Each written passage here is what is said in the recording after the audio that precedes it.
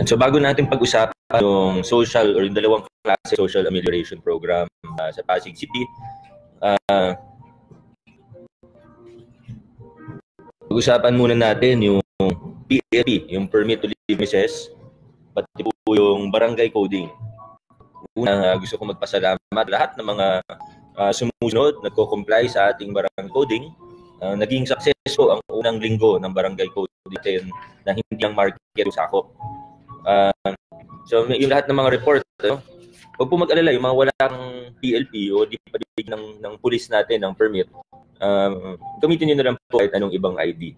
Basta may address. Kung wala po kayo ID ng address, pwede kayong magdala ng ibang proof of residence.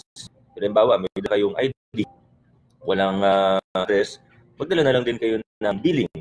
Meralco ninyo, Manila Water, pwede na po yun.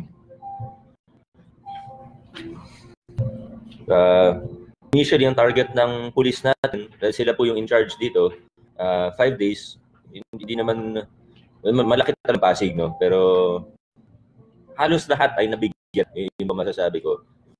Pero syempre, kasabihin mong 10% na lang ang wala, ano ba, 10% ng 800,000 Pasigenyo, sabihin 80,000.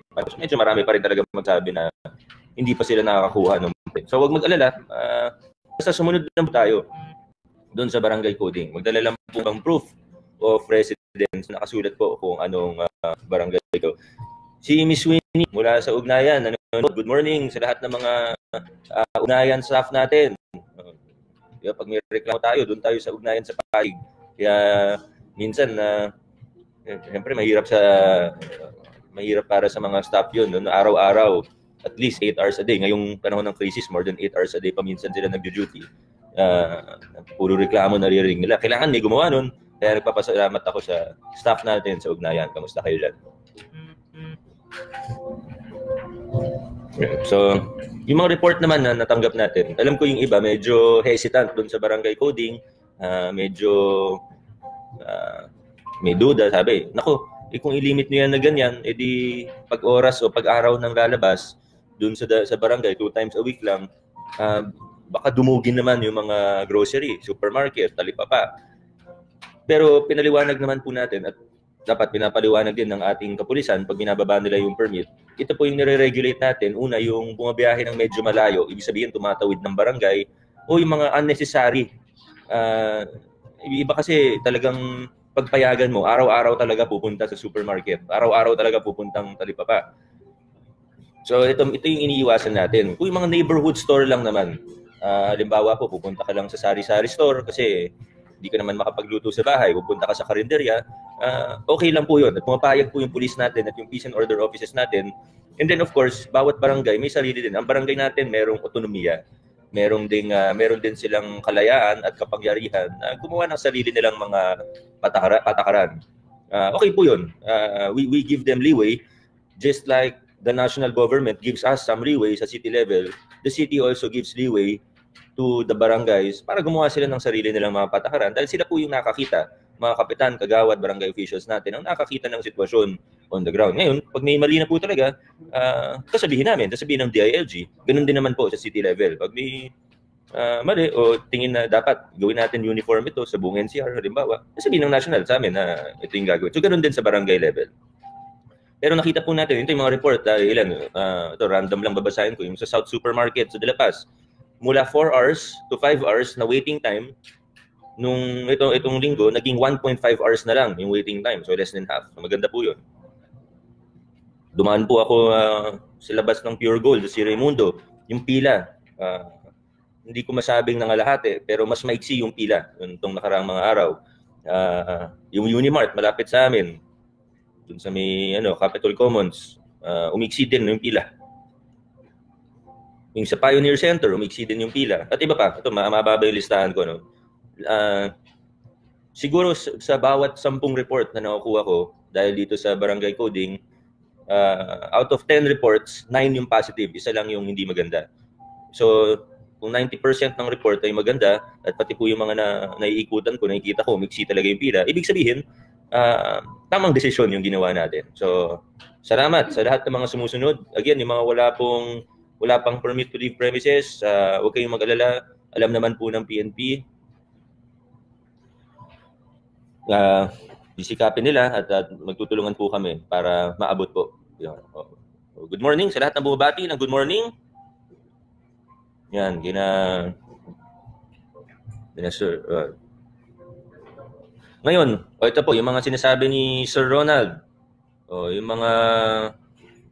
Yung iba pa pong nagsasabi o nagko-komento tungkol sa SAP. Yan, ito na, seryosong usapan na po ito. Dahil seryoso po ang magiging talakayan natin. Ano ba ito? Ang dami naman notification. Naku, full na ang memory mo. Ano ba ito? Attention na po. Ayan, dahil seryoso po ang magiging talakayan natin, inom po muna ako ng tubig. Dahil medyo namamaos na ako.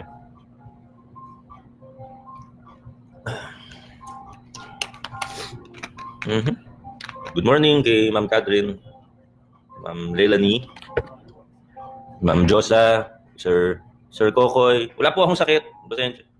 You don't look well. Baka puyat lang pero wala naman po akong sakit. Ano naman tayo. Pag lumalabas ako. Minsan lang naman ako lumabas ngayon. Miss Bianca, yes. Medyo puyat lang pero wala po akong sakit. Huwag kayong mag-alala. Malakas at malusog po tayo. Sana kayo rin po ay nasa maayos na kalagayan. So simulan na po natin. Medyo marami na ng viewers para hindi po tayo mainip. Ito po, yung national SAP po, di ba dalawa po yung klase ng SAP? Ito po, nandito, ay break natin. Ito po. Mahirap talaga maging weather reporter. No? Ito po, yung dalawang klase ng SAP natin. Yung national or DSWD, ito po, binigay sa atin ng national yung guidelines. Ginawa natin ang lahat na makakaya natin para makapag-comply. Ngayon, nagka-problema talaga tayo. Una, yung bilang. So, don't get me wrong, nagpapasalamat po tayo sa national na pamahalaan. Pero yung realidad, yung datos natin na available, di ba nagsimula po ako bilang mayor July. So, yung mga ibang datos talagang hindi available. Yung census natin o yung komprehensibong survey, nakaschedule yan ngayong March, April, May. So, dahil dito sa crisis, sa enhanced community quarantine, medyo na-discarrel talaga yung ibang mga plano natin. Yung pagkolekta natin ng datos at impormasyon, lalo na. So, hindi po talaga maayos yung database natin. Aminin ko po yun. Dahil nga hindi pa tayo nakapag-comprehensive survey mula nung naging mayor ako. So, yung mga guidelines na binabasa sa atin ng DSWD, ng national, although sila rin naman, regional rin, sila rin yung nag-validate ng listahan. Medyo nahirap talaga tayo. So, nagkaroon ng mga problema. At yung mga nasa barangay, alam niyo naman po yung mga naging problema natin. Pero kaya nga po tayo naglunsad ng pangalawang tipo ng SAP, yung Pasig City Supplemental SAP. Yung mga hindi natin mabibigyan sa national or DSWD SAP, sasaluhin po ng lungsod ng Pasig. Hindi po lahat ng lokal na pamahalaan na may kapasidad na gawin to. Blessed po tayo dahil kaya po natin gawin to sa Pasig at nagdesisyon po ang ating, ako kasama ng ating sanggunian panlungsod, kasama ng ating vice mayor, sa tulong din ng ating congressman, kasama po yung mga team natin sa mayor's office, sa local finance committee, lahat po ng mga nagtatrabaho. Nagawa namin ng paraan, nakita po namin na ito po yung pwede natin gawin dito sa Pasig. Dahil alam natin, may mga problema talaga sa national or DSWD SAP. Kailangan lang natin tapusin to. Ngayon, pwede na tayo magsimula dito sa supplemental SAP. So, pag-usapan natin, ano na yung status? Ano na yung status ng SAP sa Pasig City? Yung sa national DSWD, patapos na po. Today, siguro last day o hanggang, halos na po eh. Halos tapos na eh.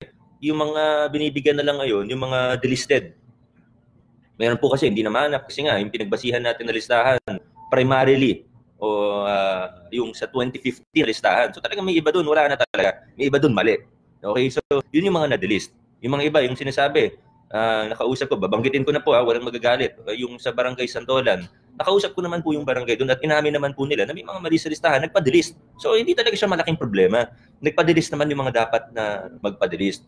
Siyempre, pag nakita ng isang mamamayan, teka, ito yung kapatid ni ganyan, ito yung pamangkin ni ganun, bakit nasa listahan sila? Naintindihan ko po yung concern ninyo, pero gusto ko lang po kayo i-reassure na siguro 95-99% ng mga mali sa listahan, nahuli naman natin eh. At hindi lang sa nahuli, yung iba voluntary silang nagpa-delist. So maraming salamat sa kanila. Pasalamat tayo. Hindi yung magagalit na, nagpa-delist na nga sila, magagalit pa tayo sa kanila. Wag naman po ganun. Hindi po sa lahat ng pagkakataon ay, ibig sabihin, magpasalamat na lang tayo dun sa mga nagpadilis na voluntary. So again, patapos na po tayo sa pamamahagi ng DSWD or National SAP. Ngayon, punta na po tayo sa Pasig Supplemental SAP. Ito po. Yan. Simula na po tayo ngayon. Ngayong Martes, May 5. Dahil kahapon ay May 4. Diba? Kahapon, Star Wars Day. May the 4th be with you. Ngayon, May 5. As we speak, habang nagkukwentuhan tayo ngayon, nagsisimula na po ang ating Pasig Supplemental SAP. Sinimulan po natin sa maliliit munang barangay. Ganun naman, pag may mga programa ang lungsod, talagang sinisimulan yan sa mga maliliit na barangay dahil practicality lang. So magsisimula po tayo sa Malinaw, San Antonio, Sagad, Santa Rosa. Ito po yung mga pilot barangays natin. Yung pinakamalaking barangay natin, yung Buting, para dito sa pilot run natin today. Dito sa araw-araw na po yan. Larga na po yung mga team natin. So again, 8,000 pesos per family. Kung sino yung mga kwalipikado, sa bawat pamilya, ipopost po sa Pasig Information Office, yung verified na account po ng Pasig Information Office, yung may blue check. Okay, hanapin po natin yung blue check kung sino po yung verified account ng Pasig Information Office. Ito po, babanggitin ko lang yung mga fake news, hindi pa rin talaga tumitigil. Siguro, baka habang buhay, hindi na po talaga mawawala yung fake news sa internet lalo na. Pero kahit hindi sa internet, diba, yung chismisan, yung mga nagkukwentuhan, talagang hindi naman nabago ang fake news. Nangyari lang talaga dahil sa internet, napakabilis kumalat kung minsan. So, ingat po tayo, doble ingat. Meron pa na ginagamit yung picture ko. Diba, gagamitin yung picture ko, maglalagay kung ano yung supplemental SAP natin, tapos mali-mali naman, mga hindi ko sinabi. Ginagamit po yung pangalan ko, yung pangalan ng ibang tao, nagkakaroon ng mga fake news. Naglalagay. Ang dali lang kasi, kunin niyo yung logo ng yan, kunin niyo yung logo ng Pasig, kunin niyo yung logo ng GMA, kunin niyo yung logo ng TV5, ABS-CBN, lalagay doon. Napakadali. Kaya ingat po tayo. Check natin yung mga nasa verified pages ng Pasig Information Office. Ito po, yung page ko ngayon. Yan. So, nagsisimula na po tayo ngayon. Pilot run po. House to house po ang Pasig Supplemental SAP. Ay, huwag tayo mag-alala. House to house. Insentibo na rin para manatili tayo sa bahay. Dahil kung wala po kayo sa bahay, na oras na namamahagi po tayo ng Supplemental SAP, baka hindi po kayo makakuha. O kung makakuha kayo, doon na kayo sa huling-huli. Ibig sabihin, iikot muna sa 30 barangays at tapusin muna yung almost 300,000 families. Although ito para sa supplemental, mga 100,000 plus lang po ito. Siguro less than 200,000 families po. Mga 150,000, 160,000 families yung target natin dito sa SAP. Supplemental SAP para lahat talaga ay mabigyan. Pero kung wala kayo sa bahay, sa oras na mamamahagi tayo doon sa street ninyo, sa purok ninyo, sa looban ninyo, mapapahuli na kayo ulit. Ngayon, ito yung assumption natin, kung wala kayo sa bahay, sa oras na namamahagi tayo ng SAP sa lugar ninyo, isa lang po sa dalawa ang ibig sabihin. Una, meron kayong dahilan na lumabas ng bahay, siguro may trabaho kayo. So kung may trabaho kayo, hindi kayo yung pinaka-nangangailangan. Yung mga no work, no pay, sila yung mas nangangailangan. Yung mga walang trabaho, sila yung mas nangangailangan. Pangalawa, baka lumabas kayo na hindi kayo dapat lumabas. So yun po yung dalawa sa posible. Babalikan pa rin kayo, pero baka mahuli kayo. Yun lang po yung sinasabi ko. So insentibo po ito, stay at home. Pag nasa bahay kayo, mas mataas yung chance na mauuna kayo dun sa supplemental SAP natin. Ngayon, baka umabot po ng ilang araw hanggang ilang linggo yung pamamahagi po ng 8,000 pesos na supplemental SAP natin dito sa Pasig. So, isipin po natin kung gaano kalaki ang Pasig, Hindi po ganun kabilis talaga na magagawa natin ito. Pero we have thousands of people who are helping us, pati yung mga barangay natin. Lahat yan tumutulong sa atin. Walang politika dito. Ngayon, tandaan natin, sa panahon ng krisis, walang panahon para sa politika. Yung mga iba, pilit na rin nalagyan nila ng kulay ng politika. Pero wala po talaga. Kailangan magtulungan po ang lahat. Kahit mga tao hindi ko gusto personally, oras ng trabaho dahil panahon ng krisis, nagtutulungan po kami lahat. Kaya naman, in fairness po sa mga barangay natin, nakita ko po na talagang handa po silang tumulong at tumutulong sila sa panahon ng krisis na ito. Okay, so yan po ang Malinaw, San Antonio, Sagad, Santa Rosa, at yung pinakamalaking pilot run natin, yung sa Buting. Hindi po ibig sabihin matatapos ang lahat ng nasa barangay na yon sa isang araw. Imposible po yun. Ito pong supplemental SAP. Tingnan po natin sa ibang lugar. Hindi po sa lahat meron ito. Kaya hindi naman sa pagmamalaki, pero sana ma-appreciate natin yung ginagawa ng lokal na pamahalaan na effort natin sa tulong ng, again, sa tulong po. Hindi ko magagawa ito mag-isa. Ako nga ang mayor, pero kung hindi po aprobahan to ng sanggunian panlungsod natin sa pamumuno ng Vice Mayor, hindi po mangyayari to. So nagpapasalamat din ako kina Vice Mayor Iyo, kina Congressman Roman, sa mga konsehal natin, kasama yung Liga ng Barangay, ng SK. Salamat dahil sinuportahan nila ang programa na ito. Sila yung nag-approve ng programa na ito.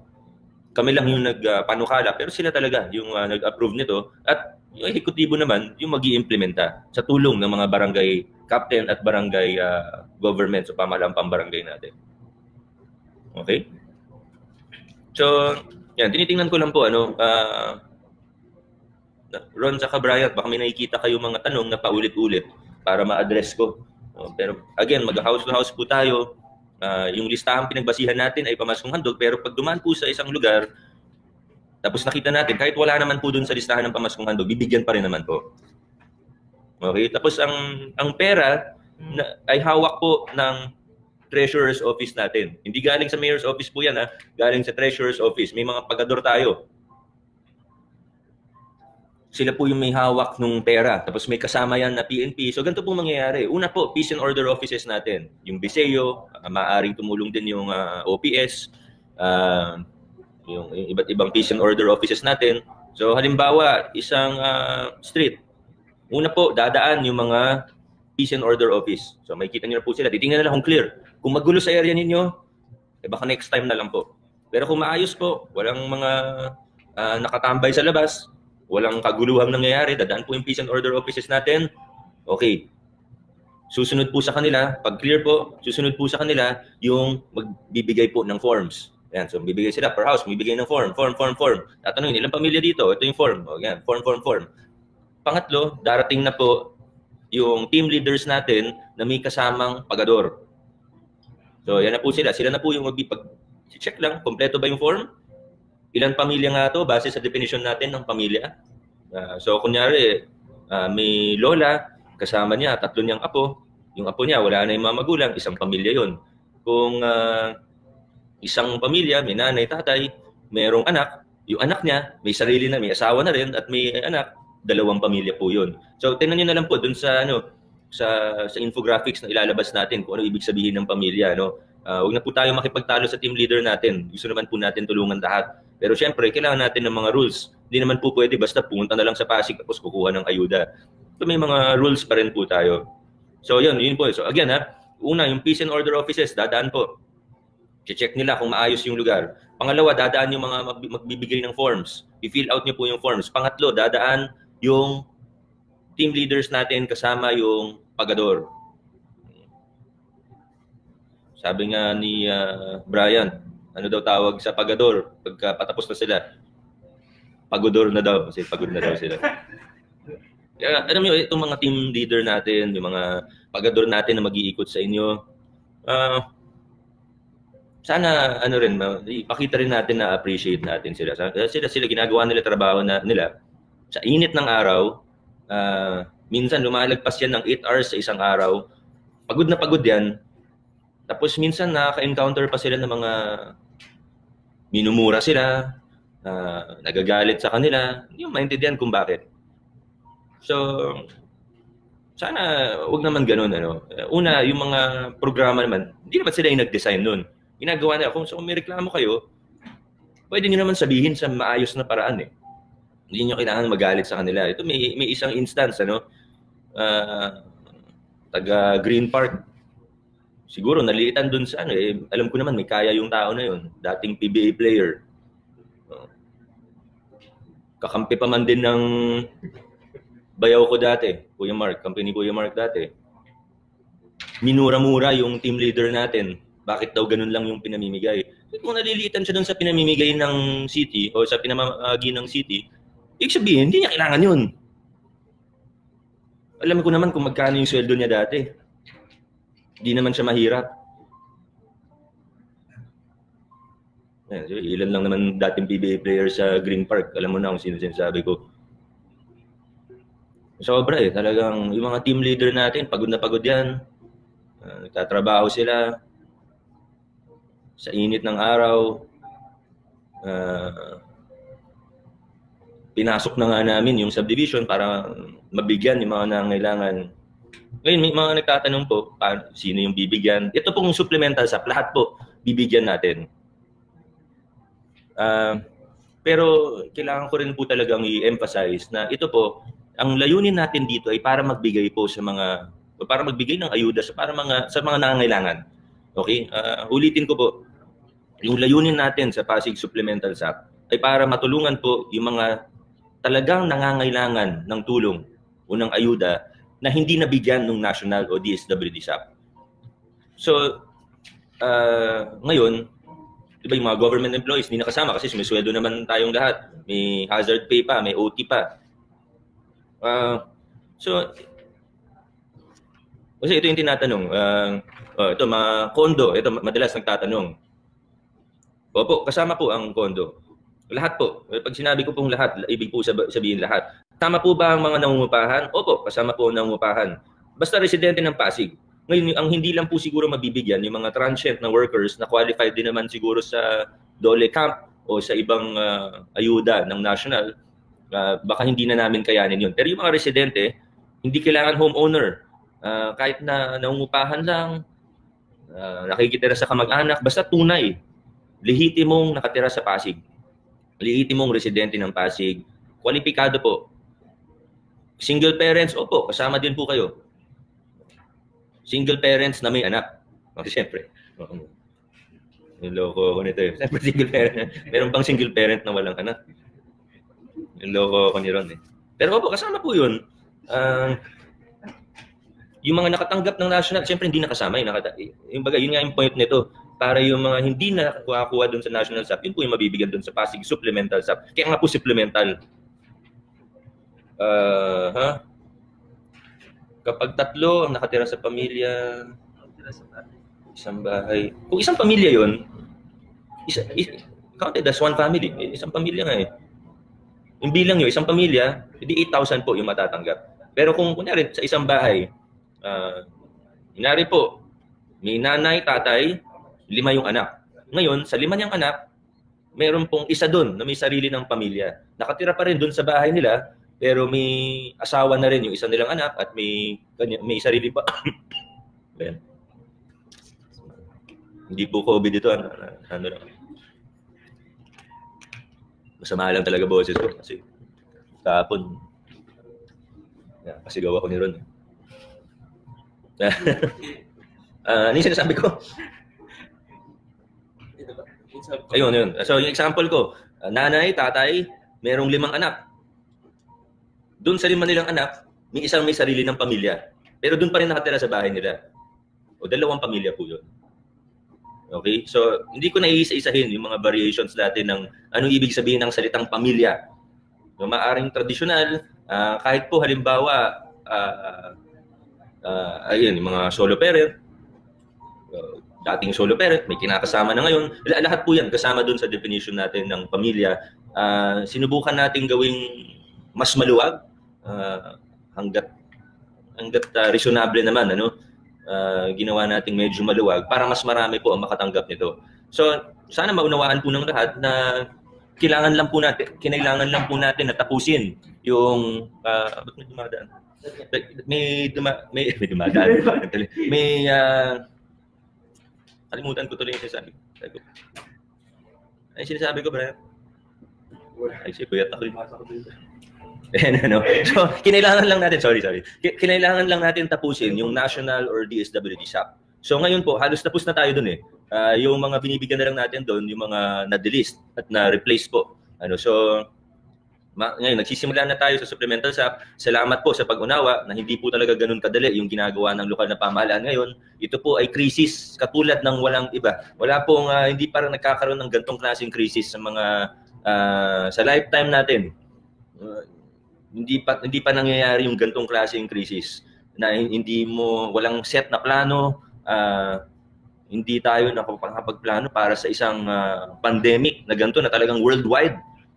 Nakita natin kung paano tinamaan ng buong mundo sa virus na ito. Pero ginagawa naman natin ng lahat ng mga kaya at ako proud ako, lalo na sa mga frontliners natin, sa buong team natin, sa yung mga frontliner natin, halimbawa yung mga PEU, yung mga social workers natin, yung mga BFP, lahat ng ibang frontliners natin, mga pulis. Hindi mo naman masabi na lahat kami o lahat sila hindi natatakot eh. Siyempre natatakot din yung mga yan.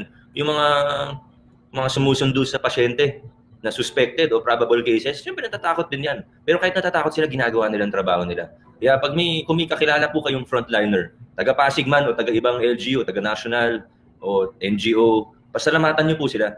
At bigyan niyo sila ng appreciation dahil grabe po yung ginagawa nila para sa atin.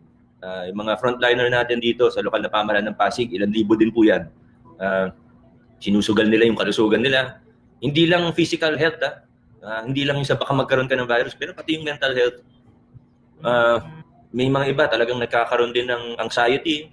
Siguro, pwede mo ng, hindi ako psychologist o pero yung iba siguro may PTSD na rin.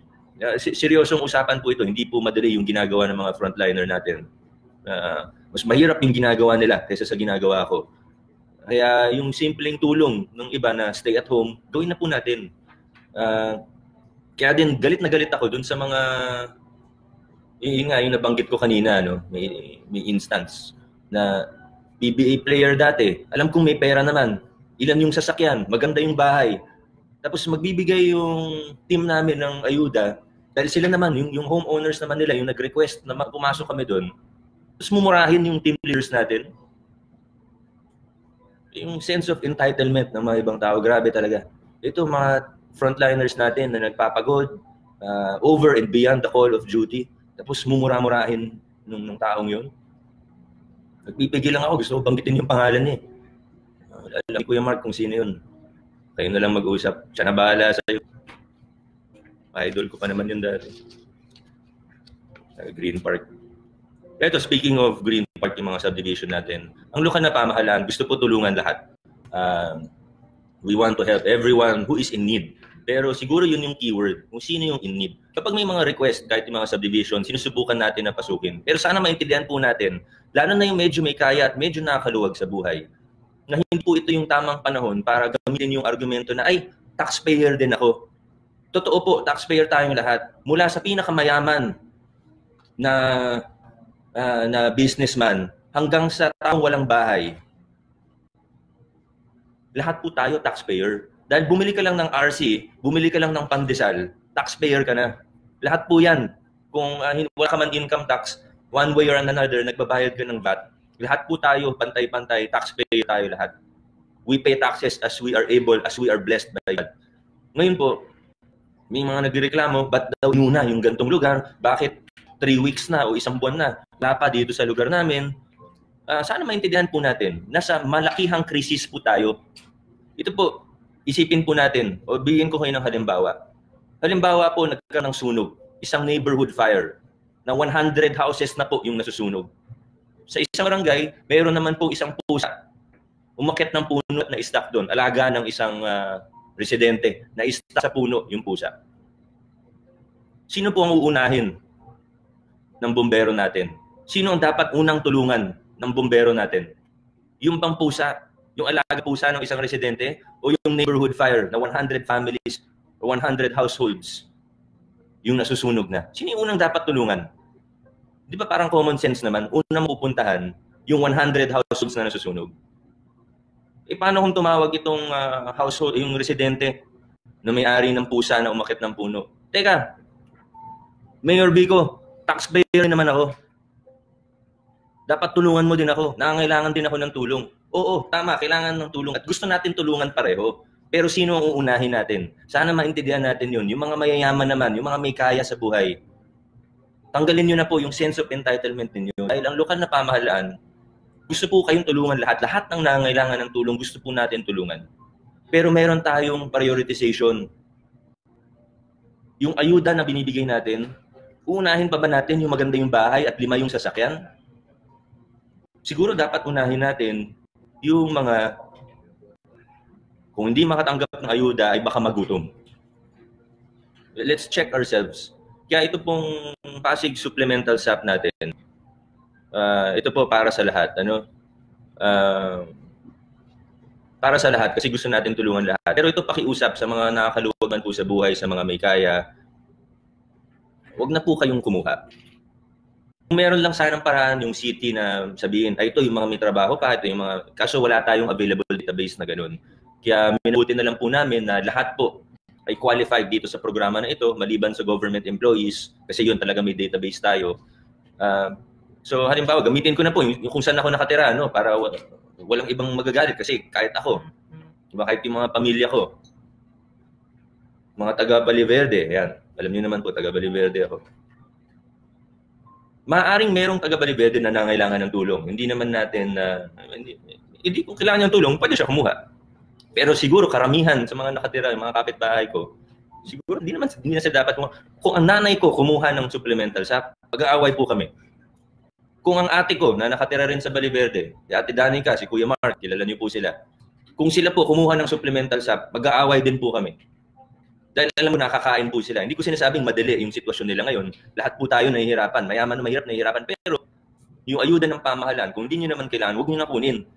At hindi rin po ito yung para, ay kunin ko para bibili ako ng grocery tapos itutulong ko sa iba. Hindi po yun yung layunin ng supplemental SAP. Yung supplemental SAP natin, ang layunin nito ay diretso sa taong bayan, diretso sa mga tunay na nangangailangan. Kaya, ito po, again, uulitin ko po. Sana yung mga nakakaluwag sa buhay, mga may kaya, mayayaman. Siguro kung mahigit isa yung sasakyan mo, hindi ka dapat kumuha ng supplemental SAP. Sa totoo lang. Di naman kami magagalit kung kumuha kayo, pero isipin niyo po, kung gusto niyo po, samahan niyo ako. Pagkatapos nitong enhanced community quarantine, samahan niyo ako. Punta tayo sa mga lugar sa Pasig na talagang nangangailangan ng tulong. Para makita niyo naman po. Alam niyo naman ng Pasig, may area na mayaman talaga, pero may area na not as well off. Lugar na may hirap, may informal settlers tayo. Siguro sa panahon ng crisis, mas nangangailangan po sila. But again, ang lokal na pamahalaan ng Pasig, lahat po ay gustong tulungan. Pero wag naman po umasa yung mga, halimbawa, yung mga nasa middle class subdivision, wag naman po umasa na mas malaki pa yung ibibigay sa kanila kaysa dun sa mga mahihirap na nagugutom na nga. So, sana maintindihan po ng lahat. Yung halimbawa na ginamit ko, yung analohiya na ginamit ko, yung sa bumbero, ano yung uunahin? Yung 100 households na nasusunog, neighborhood fire, o yung pusang na-stuck sa puno? Pag ginawa natin ganun, yung halimbawa, parang napaka-obvious, di ba? Parang common sense. Unahin mo muna yung malaking sunog bago mo i-rescue yung pusa ng isang residente. Pag ganung extreme example, obvious po, common sense, ano yung uunahin natin. Pero sa panahon ng krisis, 800,000 Pasigenyo ang nangangailangan ng tulong dito. Hindi natin kaya tulungan lahat ng sabay-sabay. Pero alam ko naman po ay karamihan sa mga Pasigenyo, karamihan sa mga may kaya sa Pasig, nakakaintindi naman eh. Mahaba ang pag-unawa ng mga Pasigenyo. Nakikita ko naman po yan. So pasensya po. Alam kong yung kinakausap ko ngayon in the last 5 minutes, maliit na persyento lang po yan ng mga Pasigenyo. Pero kailangan ko lang po talaga sabihin. Pasensya na po yung mga iba na wala naman kinalaman dun sa sinasabi ko, pero kailangan ko lang po talaga banggitin. Again, supplemental SAP, nagsisimula na po ngayon. Nagsisimula na tayo ngayon. Medyo maliit lang po yung mabibigyan today dahil tinitingnan lang po natin, maayos ba yung sistema, maganda ba yung mangyayari, okay na ba, may kailangan ba tayo adjust, ano ba yung pwede pa itulong ng barangay, ano ba yung dapat gawin pa namin sa mayor's office, yung pagador ba natin, okay na, sapat na ba yung kasama niyang police escort, mga ganun. So, ano yung pinakamabilis na paraan na gagawin natin. Si Joel Garcia, ang kulit. Malalagpasan daw po ulit yung mga... Hindi nga, kasama nga, gulo ka usap. Kakasabi ko lang, lahat nga kasama eh. Hindi ko naman mamutibo ko dito. Kakasabi lang, lahat kasama. Para hindi malalagpasan ang kondo, kasama po ang kondo sa supplemental SAP. Comment, hindi mo na makinig. Ayan. So lahat kasama po. Okay, Ma'am Vicky, salamat po. Good morning, Kimi Raziel. So, may announcement po. Okay. Okay, mga nasa kondo. Alam kong maraming nangangailangan sa kondo. Ang sinasabi ko lang po, nagbigay kami ng food pack. Talagang inuna namin yung mga lugar na na talagang nagugutom na. Yun naman yung tamang gawin. Pero itong supplemental SAP, again, lahat po kwalipikado, lahat ng pamilya. So, may nagtatanong, ask ko lang po, yung isa family ng anak ko, may 5 anak, ay nawala. Sorry, hindi ko nabasa yung comment. Ang bilis yung umakyat dito, so hindi ko siya masyadong mabasa, no? Unless maiksi lang yung comment. Pag medyo mahaba po yung comment nyo, mabilis pong umakyat eh. So, hindi ko po nababasa. But thank you sa lahat ng mababait na comment, yung mga nag-appreciate, hindi lang po sa amin. So per family po, so basta per family yung ibigay po natin. Yan. So thank you sa lahat ng mga tumutulong. Muli po sa mga frontliners lalo na. Words cannot express yung pasasalamat ko sa inyo at yung appreciation ko sa inyo. Lalo na ako nakikita ko talaga yung trabaho niyo. Araw-araw tinitingnan ko yung situation report natin. Marami sa inyo nagpapadala din sa akin ng pictures. Yung iba sa inyo pag nakikita ko kayo sa kalsada. So thank you. Pati sa yung mga na-meet ko kahapon, yung mga new health workers natin, doctors, nurses, lahat po, yung mga medtech, lahat ng mga natin, pati kasama na natin yung mga security sa ospital, yung mga orderlies, yung mga maintenance natin sa ospital. Maraming salamat po. Thank you po. Kahapon kasi na-meet ko. Tapos na po tayo Tapos na po yung major announcement natin. Pero banggit ko lang kahapon, nandun po kami sa centralized quarantine facility Pasig na may mga tinatapos lang po. So tiningnan ko po yung progreso natin kahapon. Tapos sinabay na rin namin na minute namin yung mga bagong health workers ng Pasig City. So mahigit 60 po sila. Ang tas ng nila, nakahawa po yung enthusiasm nila na nabuhayan po ako ng loob nung kausap ko po sila, na nakasama ko sila kahit ilang minuto lang po yun. Pero kung yung iba sa inyo baka nakita po yung pinost ko, yung kay Doktora Mai, diba, wedding date niya, May 2. Alam mo yung ginawa siyempre, canceled yung wedding. Dahil nga, quarantine lahat, sa Iloilo pa siya dapat ikakasal. May 2, wedding niya dapat, pwede naman siya mag-leave. Wala naman siguro magagalit sa kanya kung mag-leave ka ng wedding day mo dapat na na-cancel. Ginawa niya, nag-duty pa siya. At hindi lang basta nag-duty, sa COVID referral center pa nag-duty. Ganyan ang natin, ganyan ang mga frontliner sa Pasig. Ganyan ang mga health workers natin. Bayan muna bago sarili. So, thank you sa inyong lahat. So, may ba? Ito, pahabol na questions.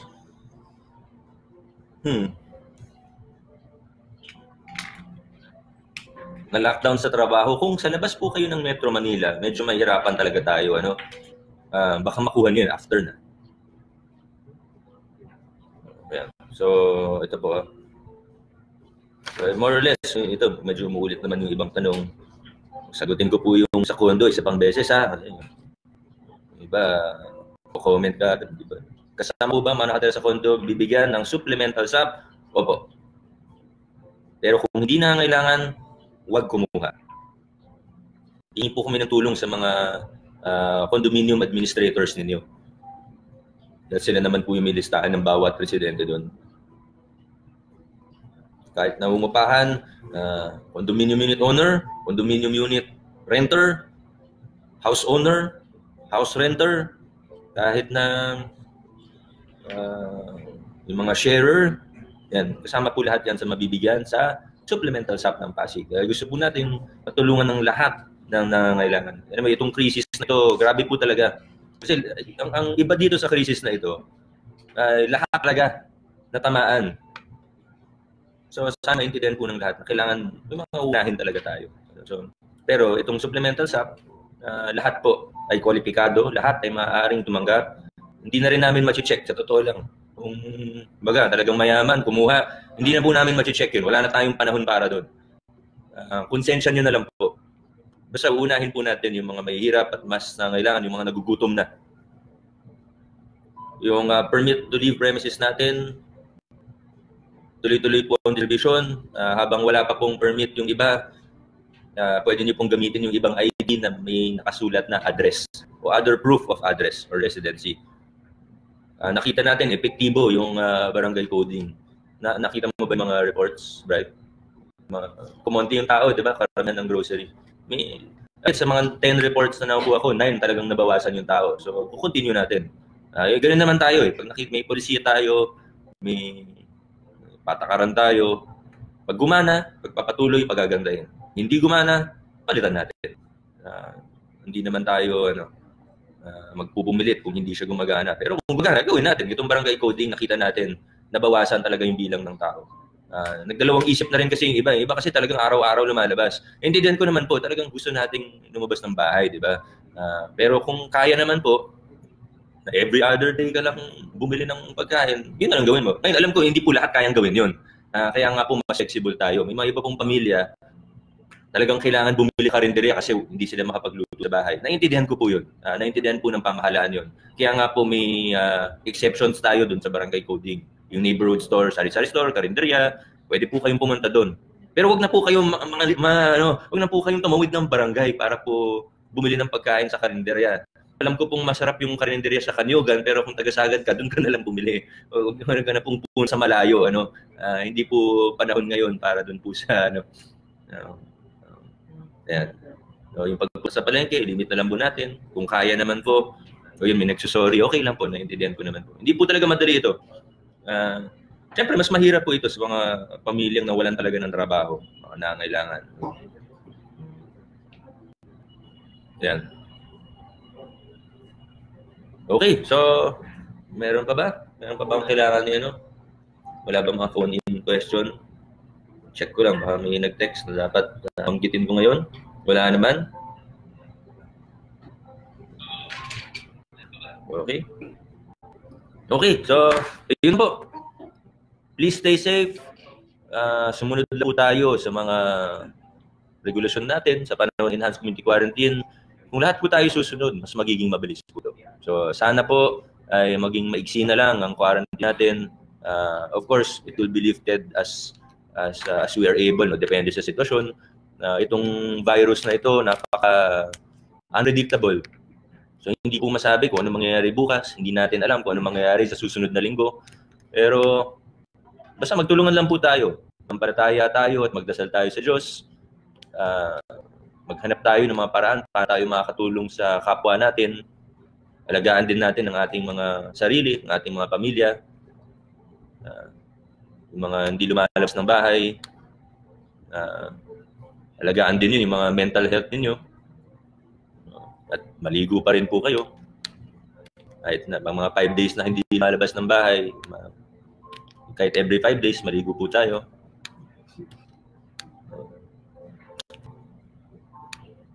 Okay, there you go. Thank you. Maraming salamat. Ingat po kayo. Basta't magtutulungan tayo sa mga national government, local government, pambarangay, lahat ng ibang tumutulong. Gawin natin ang ating parte para matapos na po ang krisis na ito. God bless you. Ingat po. Maraming salamat.